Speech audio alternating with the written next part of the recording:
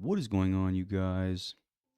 It's your boy, Spit It Before You Hit It here, and we are back with episode 112 of the video game therapy series.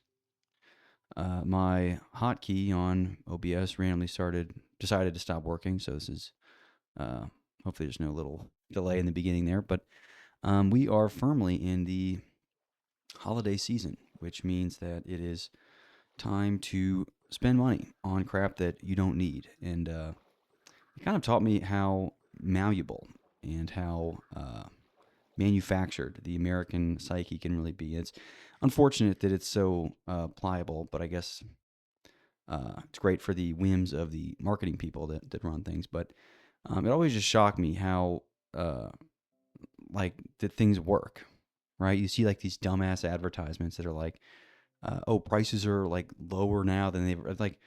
Even if that is true, it's like just there's such a perverse incentive to buy stuff, or people will buy things and be like, oh my god, it was on sale, and I was like, well, the real sale is just not buying it. Like, you realize what the percent off is if you don't buy it? It's 100. So I realize it might say it on sale, but the prices are made up. It's not like you're actually saving any money. The true saving money is just by not buying anything in the first place. But I think it is people do get lots of satisfaction from buying things, which is unfortunate. And I think maybe there was I mean, not maybe, there was certainly a point in time where buying things brought me satisfaction as a child. Uh, and it's not to say that things never, buying me food doesn't bring me satisfaction now, but I certainly push against a lot of my, um, I guess, internal satisfactions from buying things, just because I know that's not a relationship I want to have with material items, is that it feels good to buy things. But people love it and they just lean into it more. And it's just kind of this like, well, we're already very materialist, so we might as well kind of be the best at it, I suppose, which is a strange like mentality to have. It's like, if you were a rapist, you'd want to be the best rapist, just because you want to be the best. It's like, is that, I mean, wouldn't there, I mean, not to say there's nobility in being the worst or the second worst, but it's like, well, at least be a good one. It's like, well, how about not be one, right? You don't have to be, a rapist. You could also just choose not to be, or I don't know. It's strange to people try to twist things and be like, well, it's too late. We might as well lean into it even more. It's like, well, like, hey, your Alexa's spying on you. It's like, well, I'll buy two of them. It's like, well, then you don't. Why? It doesn't make any sense to me. But I don't know. I just every time I see any kind of advertisement, especially like signs on the side of the road, which are often like just food or like personal injury law firms that advertise a lot there. I don't know that many people are plagued with personal. I guess there's people who are just trying to invent personal injuries just because it's lucrative for the lawyers. But the companies themselves don't do anything besides try and make everyone involved bankrupt except for them. So it's I don't know. Of course, some of the guys are like, well, this one in a million person actually had a genuine problem at work, and now we're suing the company. It's like, well, that's often never the case. It's often these bogus disability claims. It's like you're describing the anomaly rather than it's like describing the teenager who actually uses the internet to learn things instead of watch porn and play video games, which is what every other teenager seems to do. So you're not really describing the ideal. And I love how companies always, when they're touting their technology, it's like they're always promoting the most virtuous possible use case, as if that's at all like even the median usage of the technology. It's no, technology is um, always boil down to promoting our most primitive, instinctual, and sick desires. So this is like, I don't know, food. I have to say, I wrote all these down here: food, sex, sleep, kind of just innate pleasure of any kind, safety, and power are all things that technology does. So if you're framing anything that if you're selling a technology and you're framing it in any other way that isn't to perpetuate our based instincts, which aren't even really that great, to be honest. I mean, sleep might be an okay instinct just to, just because you're not doing anything bad. That's like the whole philosophy of like, well, in order to do good, you just don't do bad. And sleep is the best of all of our primal instinct, only because you're just not doing anything actively harmful to everybody else. You're doing very little at all to anything but yourself. So it's kind of this solipsist activity. So you're just by yourself. Whereas everything else involves some other person, and generally it's not, you know, notice being nice or being, uh, I don't know, helping out fellow man is not on these primal instincts. That's not really a primal desire. And maybe it is. It's just been so overdrowned. It's like drowned out by the need for power, this like will to power, as Nietzsche would put it, or this like these weird sexual fetishes that Freud always talked about. Of course, obviously with like food, we see people of slaves of to gluttony, in the literal sense. But um, it's just all the new technologies always serve to perpetuate those ends. It's like the whole joke of like people talking about how great VR is and how it's going to be like revolutionize working or anything. When the reality is most people are just going to use it for just advanced porn watchage, which is not really the intended. Which I'm sure the developers maybe they are intending it, and they just know that we're already kind of knee deep into degeneracy, so we might as well be neck deep. What's the difference? It's the whole like, well, I want to be the best rapist. It's like, well, you don't. Is there an option, to not be a rapist? Is it possible to just, it's like, well, I have to have sex with somebody. No, you don't really. Actually, you don't have to. You really don't. No one's requiring you to do any of these things. These horrible things that you're supposedly like forced to do. Is it God Himself giving you divine power to do these horrible things? No, you really don't have to do any of it. And you certainly don't have to be the best at it. I feel like this idea that we have to be the best at everything, even if it requires, murdering black children, it seems just insane. Why can't we just, I mean, not to settle for mediocrity. I don't think that's ever the case, really. But especially with skills or with endeavors of any kind that involve other people's energy, other people's resources, other people's time, other people's attention and care. And is it up to you to squander all of that on, your own ends so you can be the best at something stupid? I think there's working in a mutual direction, which is fine for utilizing the talents of other people. But too many things now are not framed in this, synergetic, symbiotic relationship. It's always one person leveraging power over the other, willing on either a lack of safety or death or some other, uh, horrible thing, basically holding it over their head and then requiring them to do whatever it is that they have to do for their end, for someone else's ends when they clearly don't give a shit. Um, I don't know. It seems it's a very twisted logic that we seemed more and more beholden to as things continue to consolidate. But I'll move on to something else just because I don't want to be too cynical the whole day. But I am not a huge fan of the holidays. The other thing I think is maybe just an interesting idea to float out there for some people. So half the reason I am very bitter during the January time is that I'm an avid gym goer. I go to the gym. Um, I have a regime that I stick to, but it's if you go to the gym, you also know that the whole month of January pretty much is a complete disaster because everybody and their mother thinks that this is the year that they're going to pull themselves together. Which, again, for their sake, I hope it is some kind of year for them. But ultimately, it results in the gym being uninhabitable for most people for most hours of the day. I guess despite like the middle of the day or the most inopportune times to actually be working out. So maybe we should like, especially if you're someone that has never succeeded in their New Year's resolution, because I can tell they don't, because come February this place is empty again, and it's I'm back in heaven, but but you guys are back on the couch, which is not where I'd want. I'm where I want to be, but ultimately, you didn't reach your goal. So I would suggest then, if you're someone that does make New Year's resolutions, and maybe it's not just going to, maybe it's something else. Maybe it's cooking. Maybe it's, I don't know, not raping people or whatever it is that you have to somehow will yourself against doing. Even if it is, one of your carnal instincts that you must do with all the technologies and power at your disposal. How about you just start December 1 instead of January? That way, if you do actually succeed in your goals, you'll be a whole month ahead of everybody else, and you can do your whole. Oh, I'm ahead of everybody else. I gotta be the best, and maybe there you go. You're ahead. You're a month ahead of everybody. And if you fail, which you're likely to fail within the month anyway, you can restart January 1. That way, you didn't really lose anything. Really, you just tried and failed again, which again is not going to be good for you anyway, just because momentum plays such a key role in doing things. I think it's like this, almost like this. I see it a lot where people that are unable to do things, it piles up. So it's like, I don't know, something as simple as like, I don't know, you get a flat tire and you got to change your tire on your car. The capable person or the person that is, self-assured is like, well, okay, surely this isn't the most difficult thing I'll ever do, and I can probably figure this out. People a lot stupider than me have done this. So what do I do?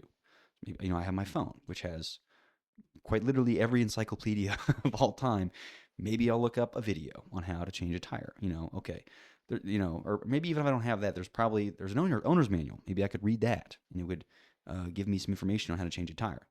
And to start, maybe I know that there's a spare tire somewhere, and maybe a jack or a wrench somewhere, and I know that I can start by getting those out. Maybe I can figure out what to do just by looking at everything. But that would be the problem solver's mindset. Whereas I think a lot of people have this kind of, it's a well known thing of like learned helplessness, where people, I guess, achieve more in whatever sense, by feigning ignorance and knowing that, well, I can't do that. But it ends up, you end up really dependent on other people and systems far outside of your control. So then it's no surprise then that you are very anxious or incapable, or generally are not someone pleasurable that other people want to be around if you're constantly, requiring things from other people. Which is not to say that you have to be self-sufficient always. It's just like if there's a group of people and, let's say I'm the computer expert or whatever, I can fix computers and I'll fix your software. Then there's the mechanic expert who can fix the car and maybe like, the air fryer or the microwave or something like that. And then you have maybe the electrician, maybe who's, good with, fixing light bulbs or whatever, if you can't do that. But then it's like, okay, well, I'll fix your computer and I'll kind of do the whole I owe you one, for the next time your microwave breaks or whatever. Or my microwave breaks, I can call you over and it's, kind of tit for tat.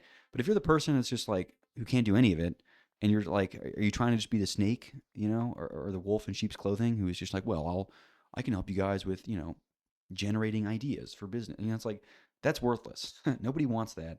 That is not useful at all. That's a waste of everyone's time. So I think if there should be any pursuit at all, it should be towards, okay, well, I need to be the guy that does something. I don't have to do everything. Maybe I don't have to be the mechanic and the computer guy and the electrician and the plumber. Just pick one of them, maybe one of them that is remotely useful in some case. It doesn't even have to be like perfectly used. Maybe you're the guy who like does crafts. I don't know. Maybe if you like need a picture taken, the photographer is also a very useful person to have around. You can take pictures. Again, there's a whole thing about like, is the picture more important than the actual thing? But regardless, pictures themselves, I will say, are of some value. So being the photographer is a useful skill to have. But if you bring nothing to the table at all, and your sole ability is to like, well, I can work with people and connect them. It's like, well, I think there's two people working together. The plumber is helping the electrician, and the electrician's helping the plumber. They're scratching each other's backs. You don't get a back scratch if you have done no back scratching. So figure out how to scratch someone's back in some way, in order to be included in this. Otherwise, no one's going to want to help you. Or if they do help you, it'll be out of some pity or just it'll come from a position that is invariably not one that you want to be in, I would think. And it maybe people enjoy like that they're, I don't know, wined and dined, or they're like the queen and or get all this stuff, or, I don't know, the prince who gets the perfect treatment for doing nothing. But that's not really a mode that I think humans are meant to be in. I don't think it's our based, our instinctual desire to be worthless. I think we all kind of want some meaning in what we do, or some skills, and whether even if those be stupid or foolish by many, it's still like skills themselves are still useful. So having no skills is not where you want to end up.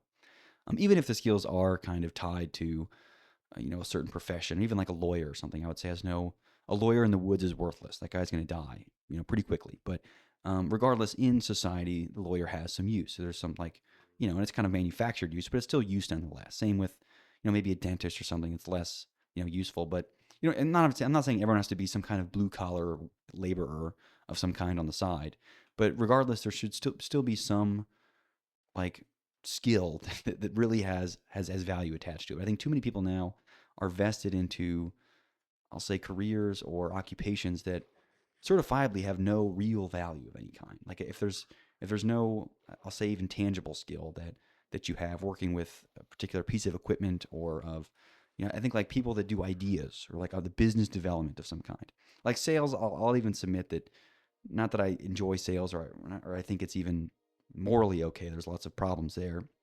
There's still at least something to be said for someone who can pick up a phone maybe, or go door to door and sell cookies. I don't know. Like sure, there's some value there tied up vaguely, but ultimately, like, kind of the vague, like, well, the management consultants or like the ideas on how to do something are I'll say mostly all but worthless. In the sense that most people know what they have to do. It's just they're either too lazy to do it or don't feel like teaching themselves what to do. Because there's a lot of things that like. I could be a lawyer, I suppose, right? It's like it's possible for me to go to law school and do the whole thing and do the dance and figure all that out. And it's certainly, but I lack the will or the intention or the time really or the resources to do that. So having a lawyer is someone that I would be willing to trade my services for, in exchange for theirs. And of course, now the other difficult part of this whole exchange, which we can kind of extrapolate to the difficulties of society, is just what's worth what, right? How many hours of me messing around with their virus infected Windows system is worth an hour of legal consulship. And there's arguments you made around that, but a lot of times there's I don't know people have create certain uh, I don't know perceived values behind things that just aren't really the case, and so it's really all out of whack now. But either way, I just think people that are uh, the point I was getting back to, the people that they can't do anything, often it spirals where if you can't change a tire and then you like, well, then someone else can come change the tire for you, and then you don't have, you don't really get the confidence from after changing the tire or after doing something self-sustaining.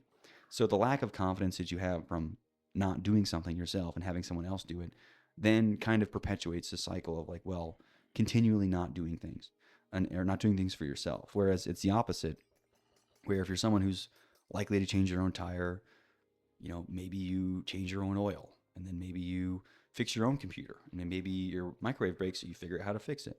And then maybe, your electricity goes down, you fix a light bulb. So it's like one thing after the other. It's like, okay, well, I changed my tire and I changed my oil and I fixed a light bulb, how hard could this be? Maybe it's just like a faulty HDMI cord, Whereas I think there's some people now that are just so unbelievably helpless, like they just can't even plug in the HDMI cable to their TV. And it's like, this doesn't even seem like it requires any skills. There's no skill set involved here.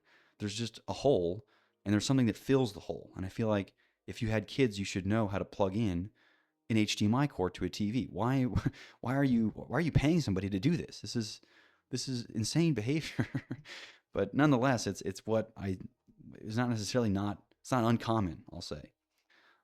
But I don't know. There's just momentum with it. So it's like once you do one thing for yourself, or once you can cook your own meal, then it's like, oh well, maybe changing the light bulb isn't that fucking hard. Maybe it's just a cord that I have to plug in. Is it plugged in? Maybe that's a good question to ask.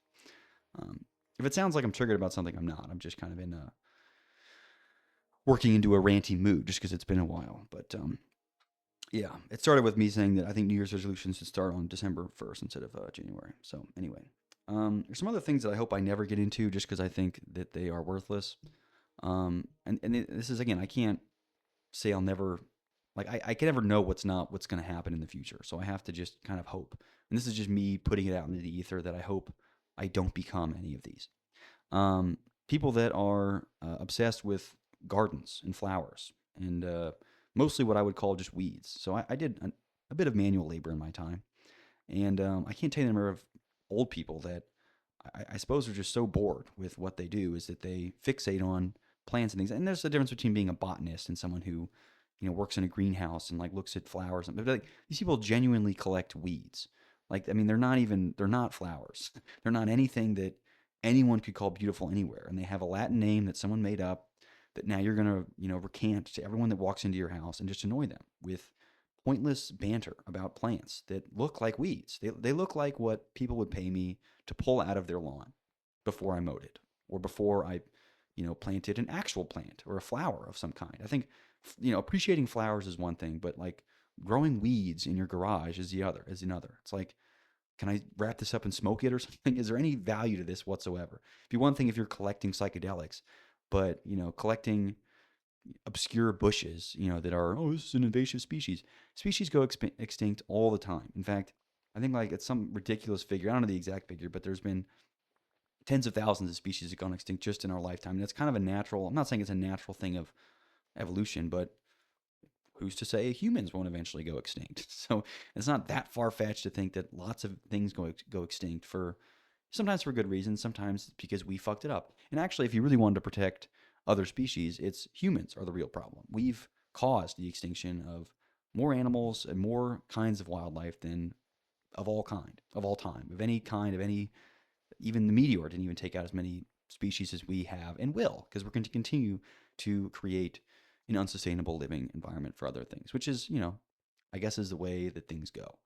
Once you're the dominant species, and you're dominant because of hubris. Um, anyway, yeah, these like gardening and weeds and things is something I hope I never get into. On a similar vein, this is more for like, I guess me if I live to the an old ripe age. It's not really for me anytime soon. I don't. I'm gonna act. I'm gonna use all the brain power I have to not be into these things. Um, Bird watching is another. I just don't. I mean, wildlife watching is one thing, or like being a zoo enthusiast is another. I think at some point you have to get the purpose. These animals aren't.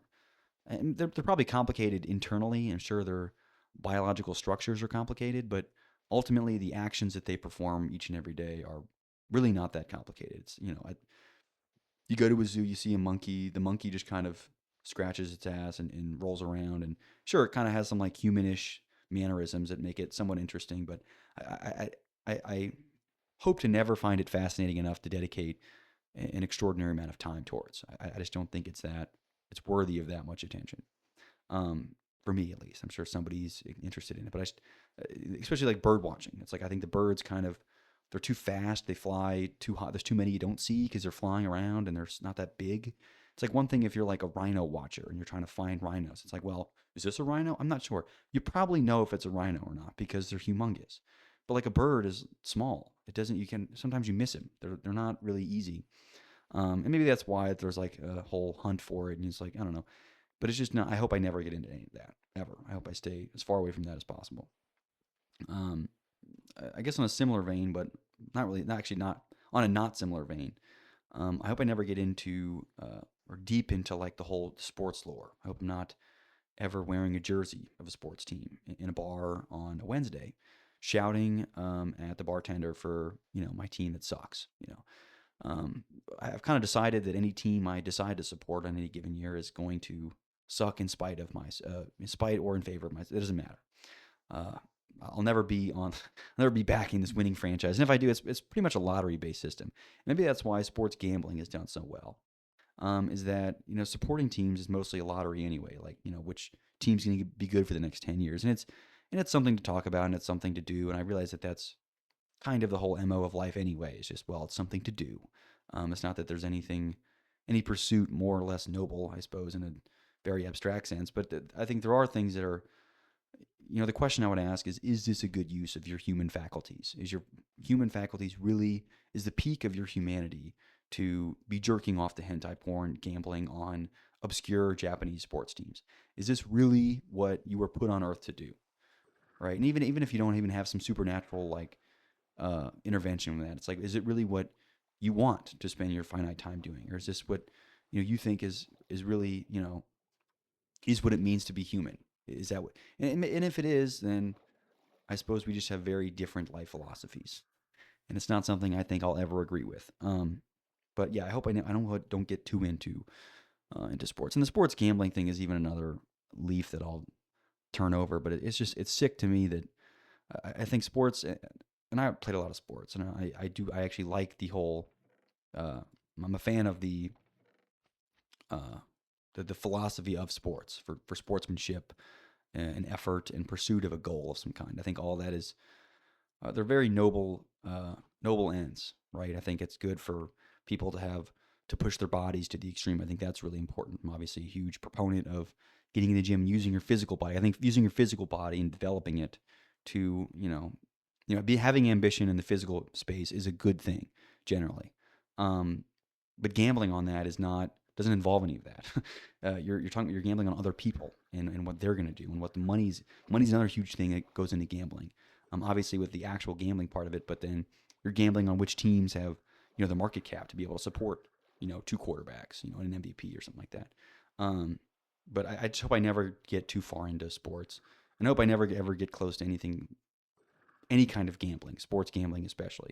Just because I not only do I think gambling as a paradigm is is morally wrong, but it also kind of ruins the whole idea of sportsmanship, and the whole idea behind sports. And because the earliest days of sports, and I'm kind of talking out of my ass here, so I'm not a historian, but there were like gladiator fights. And I don't know if this is the earliest part, but at some time in history, there were gladiator fights. And yeah, they would fight to the death or whatever. But a lot of it was about, the nobility of fighting for, your family or your family name, or your geographic region, or an area you were tied to. And then it was kind of pushing the, physical boundaries of what was possible as humans. In the same way, like, I don't know, like powerlifting or something might be today. Or even like, boxing of some kind, where it's not even about, and sure, I probably wouldn't choose to go into boxing just because of the whole brain damage thing. But in a similar vein, it's like exploring, you know, uh, abstract mathematics, where it's like, yes, it's not particularly like, no one's ever going to need to like beat up another human, in the same way you don't ever need to like, invert a Mobius strip or something. Uh, but in the same way, it's like you're kind of expressing the fullest extent of humanity in the same, whereas like while you're inverting the Mobius strip in the sense using all your brain and the abstract reasoning capabilities that are specific to humans, in the same way you're showing what your biceps and what your body can do as a human. So I think that part of it's important, and also the sportsmanship of working together as a team, I think, is a very valuable thing with sports that is now all but lost, because every player is almost their own individual person. There's hardly ever like teams anymore. You're just talking about individual players, which I think is one way where individualism is not necessarily a good thing, because teams are inherently, they're teams, right? Even like track, which you would think is all about the individual, because it's like, well, it's all individual stuff. Like the teams, but the teams track, you score points for your team, so it's still like a team-based game. It's just no one thinks of it that way, because they're only, they're, how fast is Usain Bolt going to run? But even sports that genuinely are team sports, like basketball, like your team has to outscore the other team. That's the whole point. And you're supposed to work together as the team and utilize the best skills of people on the team. But now it's just like about like, well, who's on the team? How many superstars do you have? How much money is tied up on this team? How many points did so and so score tonight? It's like, well, they lost, so does it matter really? I think, I think the players get this more than the fans do. I think, because you talk to the players after the game and they're like, well, and they're like, maybe they had a triple double or something, but they're like, well, we, lost effort on defense late in the fourth, and had a bad foul here and there, or whatever. And the reporters are like, well, you had your fourth triple double in a row. How does it feel? And he's like, well, I don't care, because we lost, and that the point is not for me to get as many triple doubles as possible. If that's an externality, then great. I love that's fine. But the fact of the matter is, we're a team and we lost. I don't care how good I did, we lost. Um, so yeah, it's like I think some of the players still kind of get that, but I worry that the fans have all but lost that whole idea that it's a team thing. And gambling does not help that either, because gambling is, there's like one bet where you can bet which team's going to win. Then there's 90 bets on whether or not, so and so is going to hit a 3-pointer, or is going to score a touchdown or a home run or something. And that part, I think, it just kind of sickens me. If people can't watch the game for the game's sake and appreciate, the level of training and of preparation and of focus that it takes for people to do that with their bodies, and instead they have to have like, well, it helps me enjoy the game if I have $50 on it. It's like, I think that's a you problem and not a problem with the game. Like the game itself is still, like now, especially more than ever, it's one thing. It'd be one thing if athletes have gotten shittier over time and like everyone's just like, the best athletes are these fat blobs, but they're not. The best athletes genuinely are the better than they've ever been before ever in their life. So if there's ever like a literal spectacle to be watching and just impressed by the sheer ability of professional athletes, it'd be now. But now it's like, well, no, we have to bet on the game, so it's interesting to me. And I think that's kind of insulting to the athletes themselves. It's like, well, all the effort they do is still not enough. You still need to have money on the game in order for you to enjoy it. I think that's just wrong. Same with, I don't know. You could equate that with any other kind of drug, where it's like, well, I only have fun if I'm high. It's like, well, then that seems like a problem if you can't, enjoy something sober, right? So, I'm kind of advocating for sober sports, meaning that the watchers should, can just soberly appreciate I don't know, the extent of which people have pushed the human body in their sport. Because that's overlooked now, especially as impressive as the athletes are now. It's not appreciated to the extent it should be. That being said, there's also a lot of just dipshit or narcissistic like people who got athletes that got there just by their ridiculous genetic lottery. So I'm not saying that we should respect all the players wholeheartedly. I'm just saying that their genetic ability or whatnot, presumably with some amount of training, are still laudable in some very vague sense. Not to say that every athlete isn't, there aren't athletes that are complete pieces of shit and who just got there by being genetically better than people. Because that's the reality of it is. That's someone who's played sports and played at a moderately high level. You'd be shocked at the amount that genetics plays a role. And it's certainly not like, well, it's like 10% genetic and like 90% hard work. I would say it's probably the opposite. It's probably, like 90% of it's probably determined before you were born. And sure, there's like a mutable, maybe 10 to 30% about, training and working out. And maybe, of course, if you cheat and do steroids or something, you can probably get up to like a 50% mutable. But there's still a remarkable amount of athletic performance that's determined by things outside of your control. Even like coaching plays a huge factor. You'd be shocked at the amount of like, Tom Brady was a bench rider, and all of a sudden a coach gave him a chance, and he's the best quarterback ever. It's like, well, you don't see an alternate reality where they just never put him out there, and he's the B string forever, right? And even confidence, another thing is that's like half the reason why some of these guys are so good is just that their confidence is just unshakable by any means, to the point where they're literally just a narcissistic sociopath, which actually benefits them as athletes. It doesn't really help an athlete to be humble. So it's, people are like, well, why doesn't this guy just be humble? It's like, well, that's part of the reason that they're successful in the first place is because they're not humble. Um, you could view a similar thing with like Silicon Valley people or tech CEOs. It's like part of what gets them there is their supreme grandiosity and conviction in their beliefs. So like, yeah, they're not going to be humble because they're literally like, that's the reason that they're successful is because they're cocky pieces of shit. So you're telling them to go against what's made them successful all this way through. The investors love this like kind of wholehearted conviction. It's like, we'll kill anyone. We don't even care. They don't want people debating the moral consequences of their work when all they want is a stock to go up.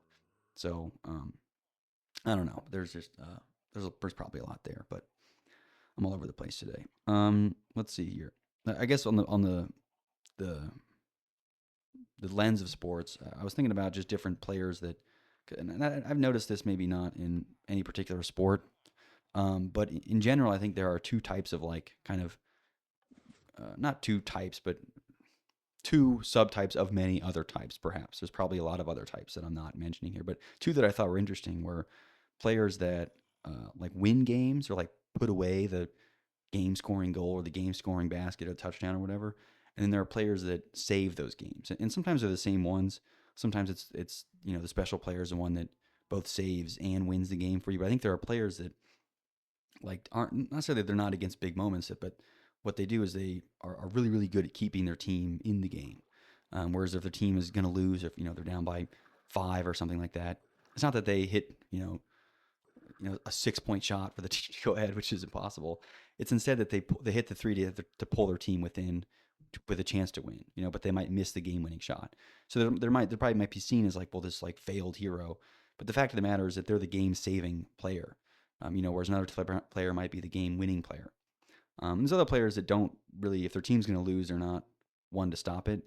But they would, if their team is on the brink of winning, be the ones to hit the shot or hit the goal or whatever to make them win. So I just thought it was interesting to frame some players, and I'm not putting names out here just because I don't want to put my biases forth anyway. But maybe you could see this in teams or players that you like, because there are certain ones that save games and certain ones that win games, and they often don't. It's not often they overlap. I think the overlapping ones are the ones that both save and win games. I mean, and maybe some days it just changes. Some days are the game saver, other days are the game winner. But I have noticed that sometimes it's like just this like grit of keeping the team in the game, however possible. And the other ties, it's like kind of the I'll say even just the confidence or arrogance that to put a team away to like win the game, because they're kind of two different. They're two different emotions and two different feelings, I suppose. To one to save it and one to win it. And sometimes they require different attitudes and different skill sets on different days. So anyway, I just thought that was an interesting abstraction. I'm going to switch totally into totally into philosophy here. So, and sorry if you were excited about the sports things. I was thinking about like where does this inner peace come from? Where does equanimity arise truly? And I think it comes with not of the truth or the certainty of our beliefs, but instead the definite belief, I'll say, or the assuredness that we have in our own beliefs. So it's important that you, let's say, like believe in a God wholeheartedly, or believe in a not even a God. Let's say believe in something true wholeheartedly. Like let's say my at peace with me is really believing in, I don't know, Newton's law of gravity because it's true or something like that. I don't think it's important that it's true. I think it's important that you totally believe it, whatever that might be, even if it is false. I think the truthhood of a philosophical belief hardly matters, but your ability to deceive or just convince yourself of its truthhood is the important part. So like the truth that how others see it is not relevant. It's only important how you see the truth value of your underlying philosophy, whatever that may be. So to put an example, it's like it's not important to achieve inner peace. It's not important that like you know everyone or like there's some certainty that God exists. So if you're like a debating Christian, you're not sure whether or not God exists. I'm saying that it's not important whether or not He does exist. It's important that whatever you do believe does exist, you believe that, and you're not unsure of whatever it is. So I think the fact that you're unsure is really the underlying problem. It wouldn't matter if it was God, science, or Buddha. So if it's science you're unsure of, it's something you need a definite belief of. Even if it's definite belief of like a lack of beliefs. I think even if you're kind of this convicted, convinced nihilist of some kind, you can still find inner peace in your beliefs. So much as um, you're not uncertain of them, which is hard because on one hand, being a skeptical person, you always want to challenge your beliefs. So it's not good that you aren't sure or you aren't definitive in what you do believe. But um, on the other hand, I think you kind of always lose that. You won't ever be truly at peace with things if you don't truly find something that you can kind of latch onto, even if your whole philosophy is something kind of hand wavy and dismissive and not rigorous in any way.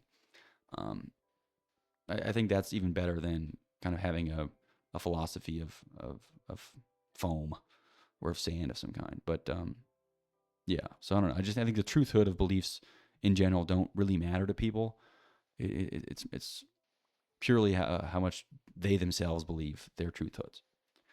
Which I'm not saying anything revolutionary or new there. I just wanted to put that out there. But anyway,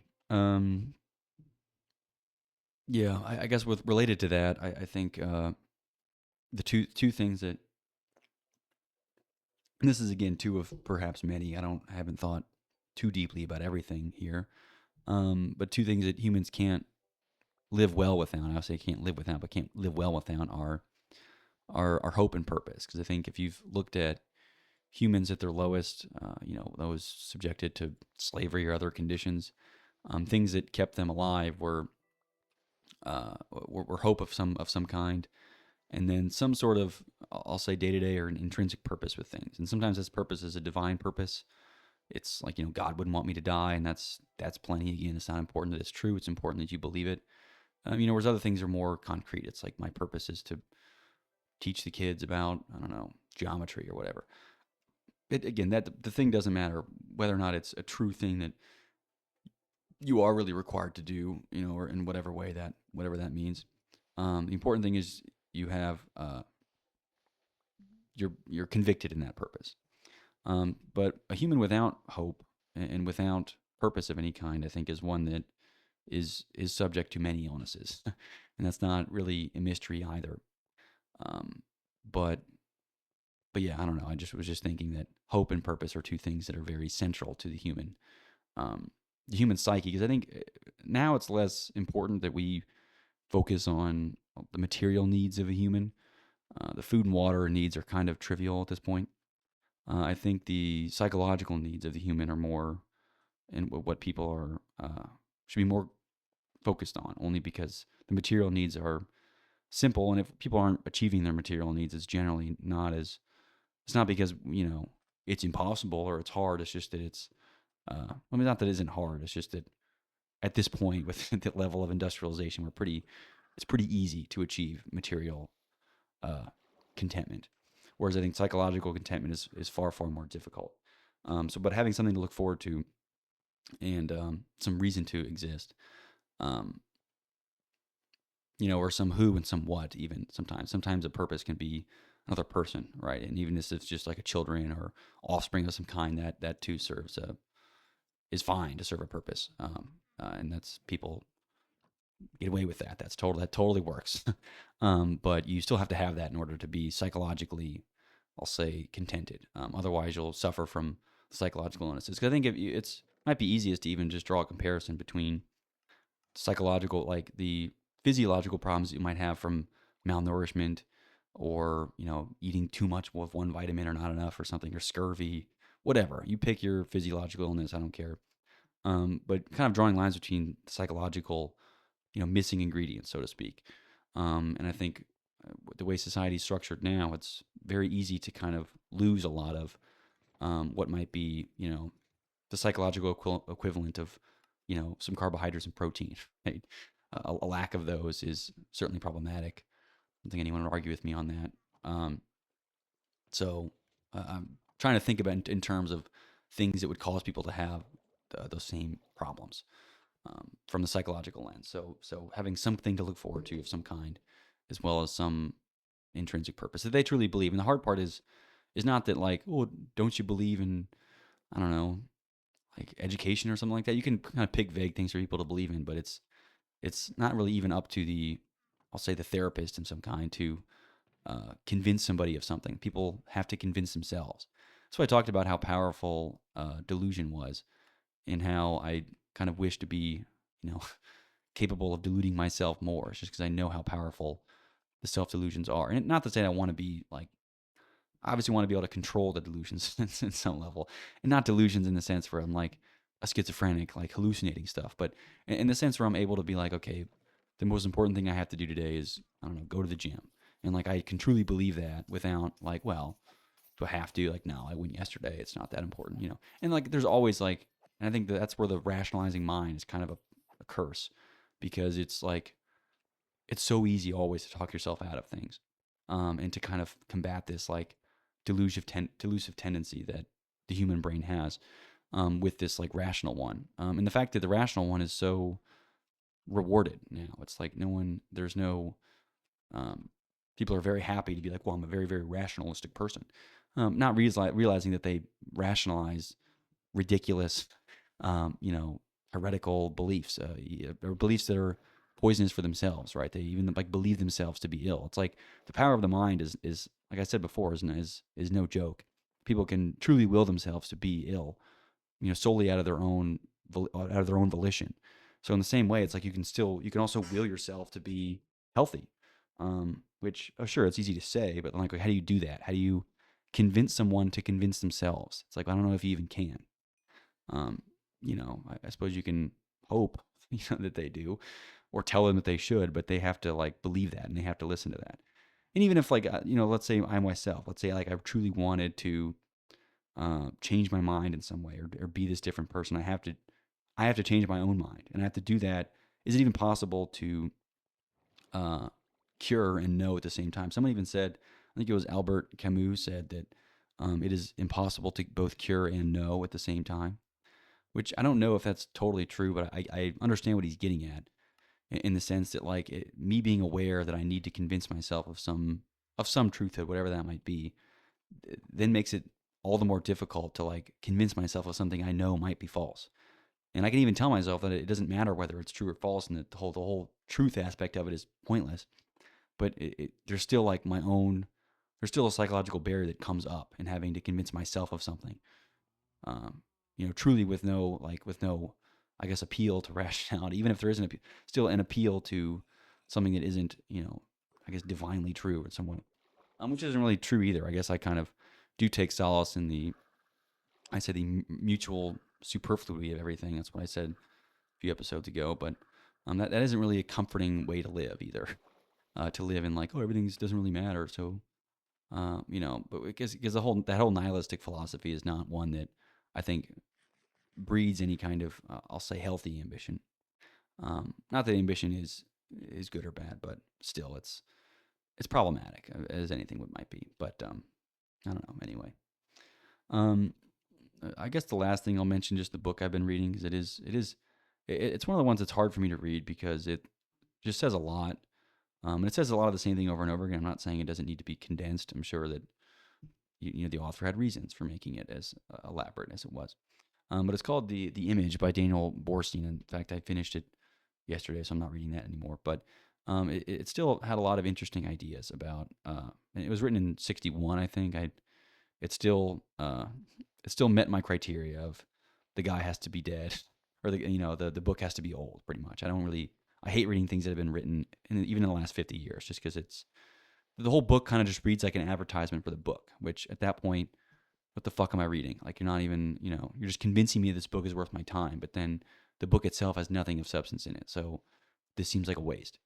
Um, well, anyway, the book talks about the title is The Image, and it's aptly named because it focuses on how America has shifted a lot from these kind of ideas or principles or virtues of whatever, pick your poison, freedom, justice, the American dream, hard work, whatever it might be.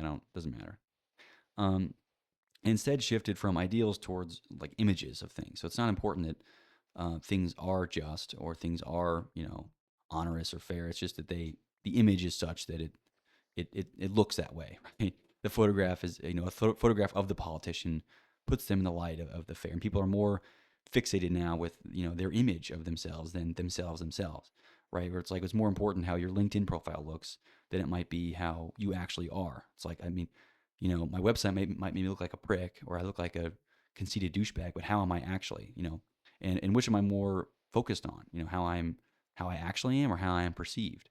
And I think now the people are so focused on the perception of themselves that they lose any idea of themselves, and they're kind of, and he talked about this like dreams versus illusions, um, which is, I guess, tangentially related, but uh, like the illusion is something that's fake and is not meant to be believed. It's a blatant falsehood, and it's almost like a apparition of some kind.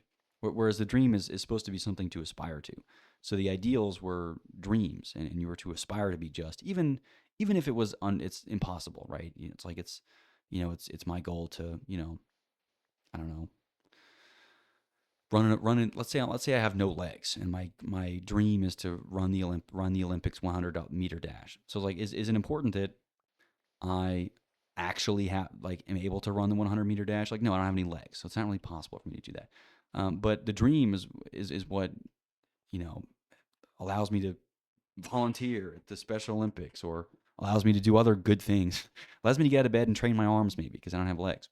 Um, but instead it'd be like, well, the illusion's like, well, I'm fixated now on, do I look like a guy that is going to the soup kitchen or the volunteering for the Special Olympics? It's just so much about a illusion or an image of who I am or what I do or how I am or what I think, or if I'm mean or if I'm nice or if I have these views or those views. It's like it's how it seems. Does it look like I have those?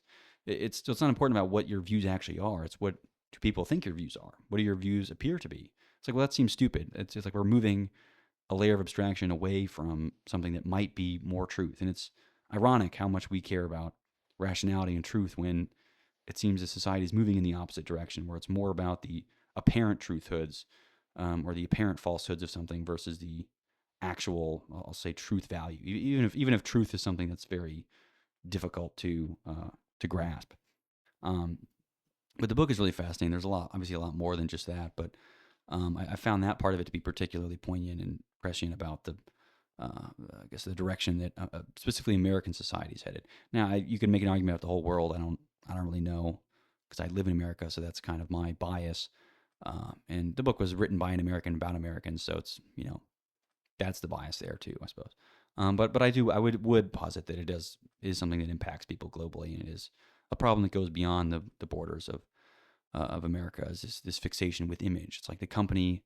Like, what does a company do versus what does the company appear to do? And people fall for the images all the time. You can have companies like, BlackRock and Tesla that have all these ads. If you just watched the ads, or, you knew their CEOs, you'd be like, oh my God, look how wonderful this company is. Or donating to solve world hunger or whatever. Whereas like what they actually do is obviously, they have these quote unquote ideals, but their only ideal is the stock price. And people get that now, and it's not like that I'm saying anything revolutionary. But it does kind of outline the whole premise that it's about the image and like what they seem to be doing. And some people actually drink the Kool-Aid. Some people legitimately think that certain companies, like, well, that company's bad and this one's good. And it's like, well, listen, they're both worth $40 trillion. Do you honest to God think that there's like some moral difference between them? Like, no, of course not. There's no moral difference between a company that of those sizes. They're both probably doing equally terrible things. Maybe on top of or under the table. It doesn't really matter. It's like you can't. It's almost impossible to make any kind of moral value judgment on two companies of enormous size. But like, oh, well, this one's Tesla's bad. Tesla's good, but like Ford is bad. It's like, what are you talking about? That doesn't make any sense to like assign. Like, they're probably both responsible for doing terrible things, for patent trolling, for finding all other kinds of ways to screw consumers over. So it's not like but the whole image of it is just that you know they put forth images of what they want to be perceived as, or what their ideals are supposed to be, even though they do everything opposite of that. And it's even less about I'll say institutions and more even about people. What do people say they believe in, or what they say they care about? They care about equality and free speech, and yet they're the same ones that do things the opposite. It's nothing new really. But I think the fact that it was written in 61, and by and it was kind of abstracted to a lot of different areas of American life, I think was the part that was pretty interesting to me, at least. That it was written so long. And that's the thing about these older books. Um, the ones that you can find that have been stuck around are often the most like predictive of the current age and the current direction. It kind of helps, I guess, put things in perspective going forward. Who are the people now that are writing forgotten books that people will read in 50 years and go, oh well, this guy was right. It's probably not the New York Times bestsellers, because even there was a whole thing about bestsellership, and there's this whole wheel of self-fulfilling prophecies where it's not even about you know, it being the bestseller. It's like the bestseller is a bestseller because it's a bestseller. Like, you only want to buy bestsellers. It's like, well, then you're not going to buy things that aren't the bestseller because they're not the bestseller. It's like, well, it's this whole cycle. It's like it's a bestseller because it's a bestseller. It's like that doesn't seem to make any sense. But ultimately, it is the way that the system is set up. So it's the snake eats its tail. But anyway, I'll wrap it up there for today. Thanks for watching. Peace out.